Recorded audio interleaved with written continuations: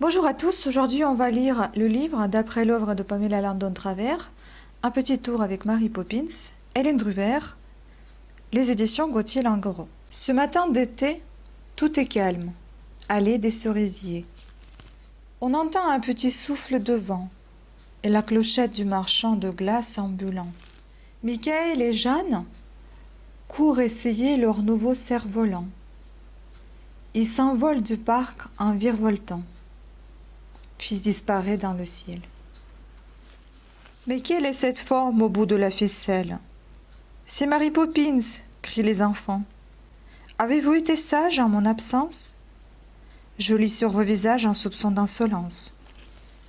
Dès le lendemain, Mary Poppins les amène en balade, direction Buckingham Palace. Michael tente ses plus belles grimaces devant les gardes de la reine, imperturbable.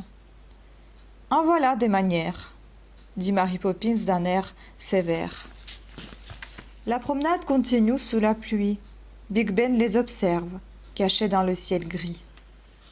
Le temps d'apercevoir Piccadilly Circus, et c'est le retour en autobus.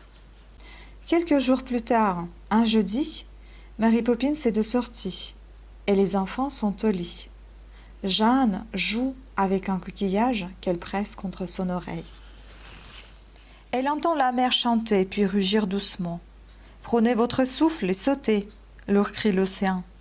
Un grand plongeon et les enfants ondulent au milieu des poissons.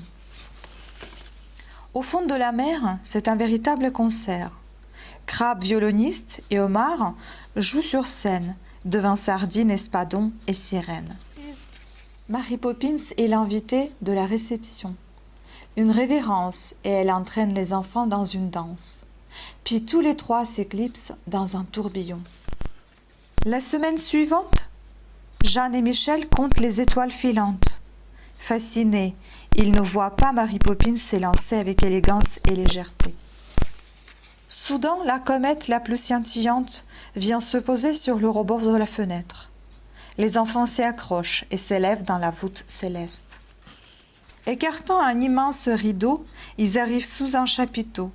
Toute la voie lactée prend vie.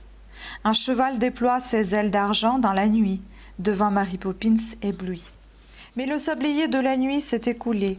Chaque étoile reprend sa place dans le ciel brillant. Les enfants s'endorment en rêvant. Et doucement, Mary Poppins s'envole. Donc voilà, c'était tout pour cette histoire. J'espère qu'elle vous a plu, même si ça a fait très très court. Je vous dis à des prochaines vidéos de contes et autres. Ciao!